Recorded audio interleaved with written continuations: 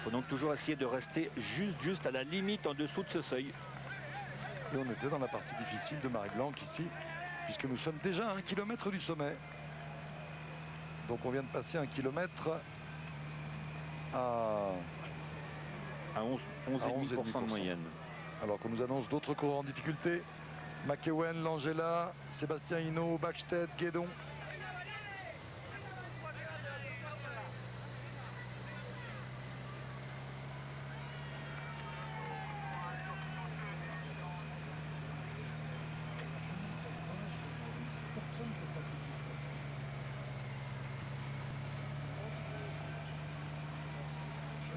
Alors à propos de Guédon, Bäckstedt ou Langella, ce sont des garçons qui sont lourds, qui font plus de 70 kg, qui sont bien sûr dans ces pentes très rudes, extrêmement désavantagés, comme sont également désavantagés la plupart du temps les sprinters, comme est désavantagé Sikas Poutis par exemple, hein, qui sont des coureurs qui sont très puissants mais qui sont lourds. Et dans les pentes à plus de 7 ou 8%, ils sont vraiment désavantagés par rapport à la plupart des autres coureurs. Situation de la course donc avec un seul homme en tête désormais, Ochoa de l'équipe Kelme, qui est peut-être l'éclaireur pour Fernando Escartin. Le voici Ochoa. Derrière lui Matan, le Belge de l'équipe Cofidis qui est en difficulté dans les derniers hectomètres de l'ascension de Marie-Blanque. Derniers hectomètres très difficiles. Un peu plus loin Jackie Durand, un peu plus loin encore Sandstad, Hoy. Et enfin le peloton, avec déjà des coureurs en difficulté, on vous l'a dit. Desbiens, Pietri, Guédon, Bäckstedt, Hinault, Langella, McEwen. On pourrait se poser la question, savoir est-ce que finalement Ochoa n'aurait pas intérêt à attendre Nico Matan, parce qu'il reste encore pas mal de descentes et de faux plats, de légers faux plats montants avant la Reims qui est le pied de l'Aubisque. Mais peut-être que tout à l'heure, Ochoa a remarqué que Matan, après tout, descendait largement aussi bien que lui. Donc il se prend une petite marge de sécurité ici pour descendre tranquillement et attendre Matan dans la descente. Et puis, on va voir. Je pense qu'il souhaite monter à son rythme. Il n'a pas attaqué. Il a simplement voulu préserver son rythme, car c'est parfois, paradoxalement, pas très bon de rouler en deçà de son rythme. Donc il sera temps pour lui de penser à attendre Matan tout à l'heure dans la descente. On nous signale également que Kaspoutis, Kirsipou et Stills, alors qu'il y a une accélération en tête du peloton là d'un coéquipier de Zoulet, semble-t-il. Jean-René.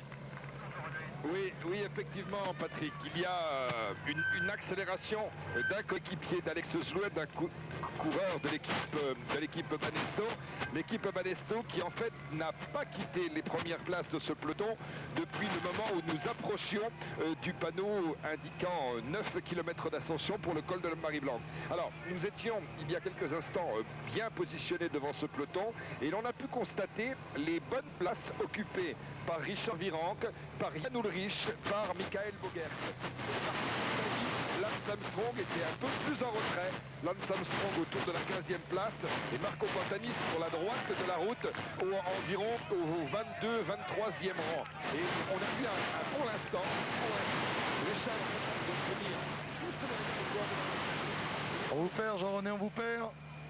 Quelques petits problèmes de liaison bien compréhensibles avec ces conditions atmosphériques. Voilà, on retrouve la moto, en tout cas, en tête. C'est Odriozola, semble-t-il. Odriozola, l'Espagnol de la Once. Mais le peloton revient. La course se durcit.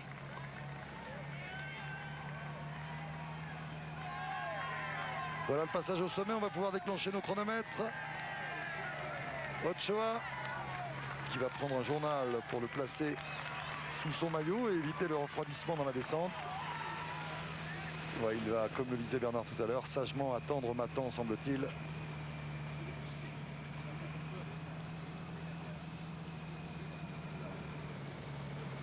Là, c'est assez difficile d'analyser la course du peloton. Il semble que Odriozola s'est détaché sans vraiment le vouloir.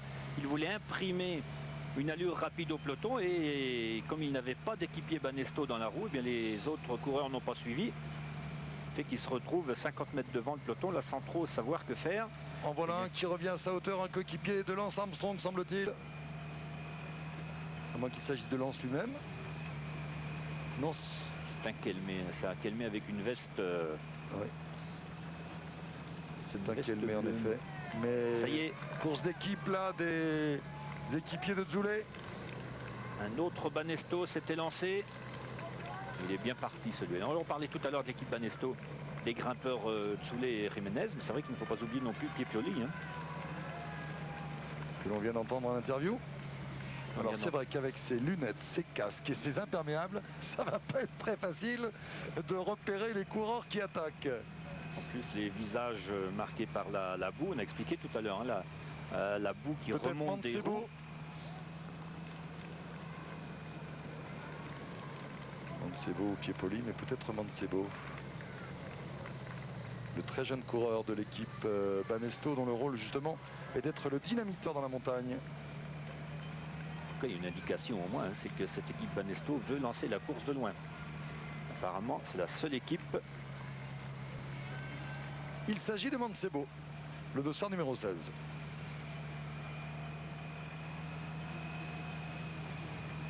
Qui a créé un bel écart. C'est l'une des seules équipes à vraiment vouloir durcir la course. Encore une attaque. Polti. Peut-être un coéquipier de Richard Virenque. Pascal Hervé peut-être. Ça semblerait être Hervé.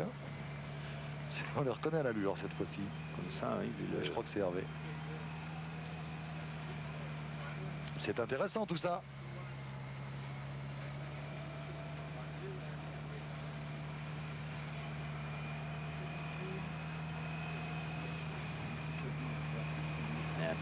Télécom à l'avant. Du Polti, il y a pas mal de Banesto à l'avant du peloton. Télécom est présent aussi. Bravo Banque. Voilà, Matan est revenu à la faveur de la descente. Un petit clin d'œil à Ochoa. Et les deux hommes vont à nouveau unir leurs efforts. Belle course, j'allais dire d'équipe, non, mais d'alliance objective et légitime. Ochoa qui a pris accélération dans le peloton, pardon Bernard, une nouvelle accélération. Un Seiko. Alors chez Seiko, il n'y a pas trop de grimpeurs. Ce peut être Dufaux en personne, peut-être. À moins qu'il envoie... Peut-être Savoldelli. Ouais. Donc on aurait Mancebo, Hervé. Et peut-être Savoldelli. Ce sont des supputations. Hein. Oui, parce que on va pas vous faire croire qu'on la reconnaît d'ici. Pas assez d'éléments pour identifier le coureur. Hein. Enfin, c'est les références des coureurs qui nous font penser que ce peut être Savoldelli. Ce n'est pas Dufaux en tout cas. Il semble plus grand que Dufaux. Donc ce peut être Savoldelli. Jean-Paul, des dégâts à l'arrière? Oui, beaucoup de dégâts, effectivement. Mangin, De Ramé, Madouas vient d'être victime de crevaison, Lino, il y a Stills, Cassani, Bouillet, Casmoutis, Magnusson, Van Bon, Kirsifiou. Alors c'est bien Hervé, c'est bien Mancebo.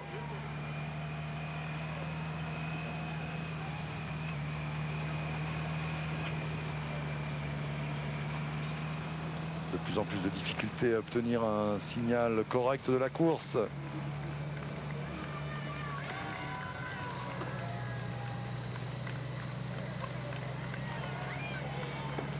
Alors qu'on nous annonce que Vandenbroek est en difficulté. Ainsi que Stéphane Hulot.